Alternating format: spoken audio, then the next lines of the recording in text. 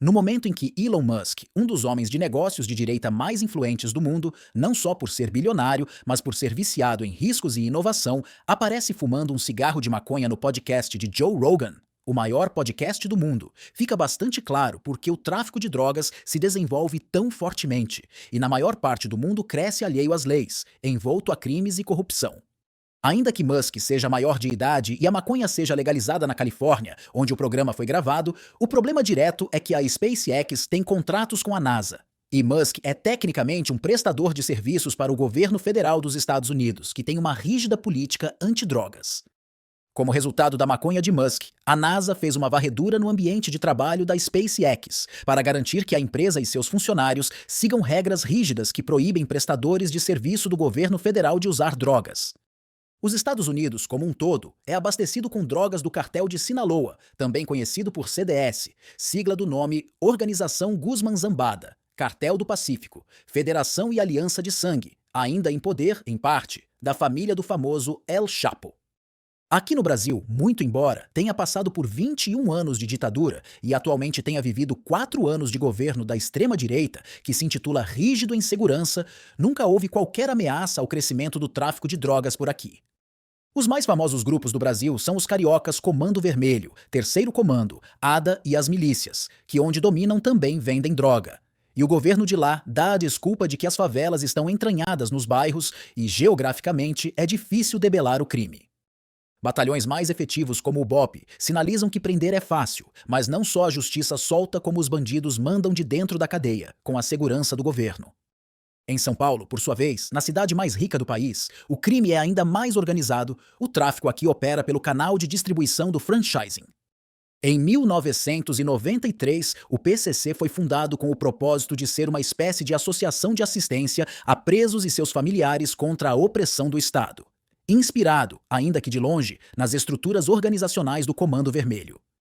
Após Marco Williams Herbas Camacho, o Marcola, assumir o comando da facção, entre o final de 2002 e o início de 2003, ela começou a se transformar em uma espécie de empresa de tráfico de drogas. Segundo reportagem da Folha de São Paulo, o registro das primeiras negociações dos criminosos com produtores estrangeiros de drogas está em uma carta apreendida pela Rota, tropa de elite da PM, em 2008. De acordo com integrantes da Polícia Federal, os principais chefes da facção, que integram a chamada Sintonia Final, não estão diretamente ligados ao tráfico das lojas, mas sim ao internacional, que é muito mais rentável. 1 quilo da pasta base da cocaína chega a valer 40 mil euros na Europa ou 24 mil reais, uma vez que o mercado dos Estados Unidos é território da Sinaloa. Como as drogas chegam ao consumidor final em São Paulo? O local de preparação da droga, quando chega do exterior, é denominado padaria. Casa-bomba é o local de armazenamento das drogas a serem enviadas para as lojas. A loja, ou biqueira, é o ponto de venda, e podem ser próprias da facção ou lojas de parceiros. Nas próprias, o gerente fica com 5% do faturamento. Os funcionários recebem 15% e o comando fica com 80%. A loja de parceiro tem um modelo de remuneração variável de acordo com regras regionais. A loja pode ser vendida por valores entre 50 mil e 3 milhões de reais, mas só é vendida com a autorização dos líderes. Ainda que a regra seja clara para o grupo, é necessário que não seja registrado e formalizado por conta das constantes investigações policiais. E mesmo assim, existem os que tentam dar uma volta nos irmãos. Exemplos de insurreições e não aceitação das regras acontecem sempre.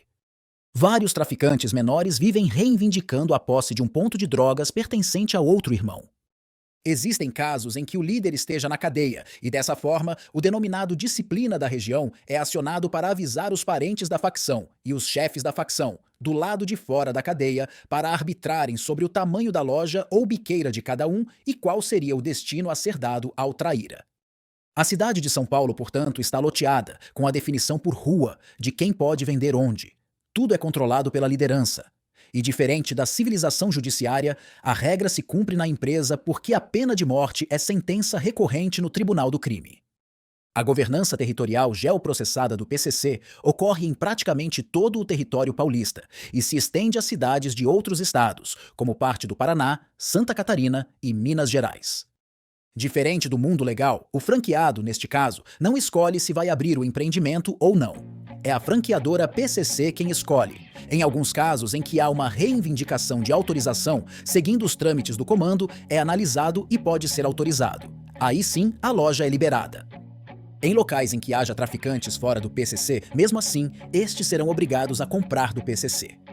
No caso da cocaína, a estrutura é verticalizada a partir da Bolívia. O PCC se tornou o comprador principal da Bolívia após acordo com os produtores locais. O consumidor, ou o viciado, é a principal fonte de informação do PCC.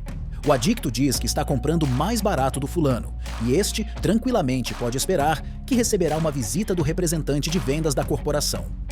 Em 2016, a cidade de São Paulo era dividida em 5 grandes regiões e subdividida em 55 áreas, e cada uma das áreas com várias biqueiras planilhadas pelo empreendimento. Assim como funciona em uma franquia do McDonald's ou Boticário, se o franqueado não seguir as regras e não cumprir as metas, corre o risco de perder a franquia, podendo ser vendida para outro. No franchising do PCC é similar. O detalhe é que se o franqueado não aceitar sair, vai virar estatística.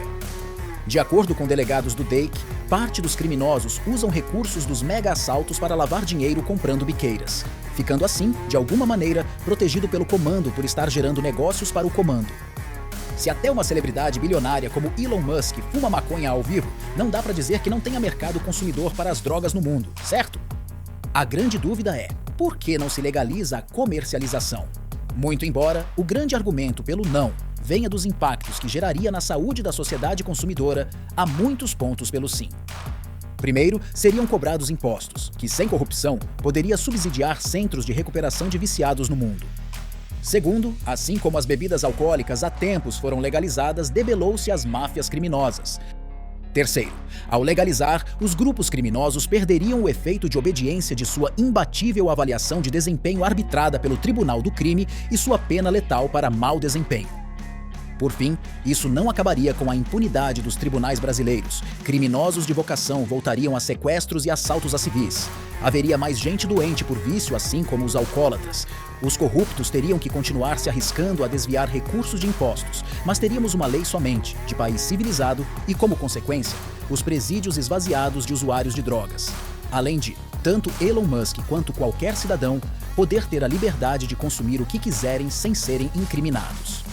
Se gostou do vídeo, deixe seu like, se inscreva no canal, ative o sininho e compartilhe para que mais cidadãos saiam de suas bolhas de direita ou esquerda e entendam que, independentemente de lado, o Brasil precisa de governança ética para sobreviver.